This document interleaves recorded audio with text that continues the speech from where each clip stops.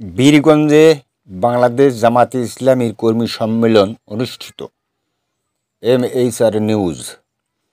বীরগঞ্জ, দিনাজপুর থেকে মোশাররফ হোসেনের পাঠানো তথ্যচিত্র।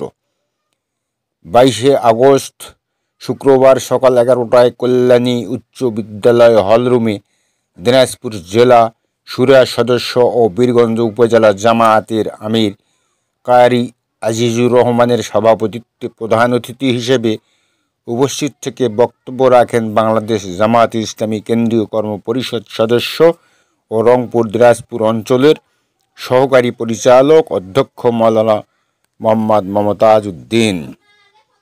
বীরগঞ্জ উপজেলা শাখার সেক্রেটারি মোহাম্মদ মঞ্জুরুল ইসলামের পরিচালনায় প্রধান আলোচক হিসেবে বক্তব্য রাখেন বাংলাদেশ জামায়াতে ইসলামী কেন্দ্রীয় মজলিসে শুরা সদস্য ও দিনাজপুর জেলা আমির অধ্যক্ষ মোহাম্মদ আনিসুর রহমান। এ সময় বিশেষ অতিথি হিসেবে উপস্থিত থেকে বক্তব্য রাখেন কেন্দ্রীয় শুরা সদস্য ও দিনাজপুর জেলা জামায়াতের সেক্রেটারি ডক্টর মুহাদ্দিস মোহাম্মদ এনামুল হক। জামায়াতে ইসলামী দিনাজপুর 1 বীরগঞ্জ কাহরোল আসনের ঘোষিত সংসদ সদস্য প্রার্থী সাবেক ছাত্রনেতা ও ঢাকা মহানগর উত্তরের শুরা সদস্য মোহাম্মদ মতিউর রহমান। একই দিনে বাবু মহেশচন্দ্র রায়ের সভাপতিত্বে এবং গোপালচন্দ্র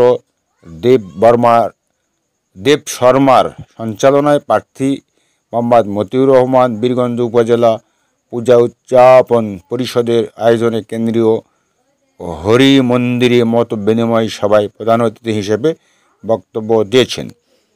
কর্মী সম্মেলনে বাংলাদেশ জামায়াতে ইসলামী বীরগঞ্জ কাহরুলের অনেক নেতাকর্মী অংশগ্রহণ করে। MHR news.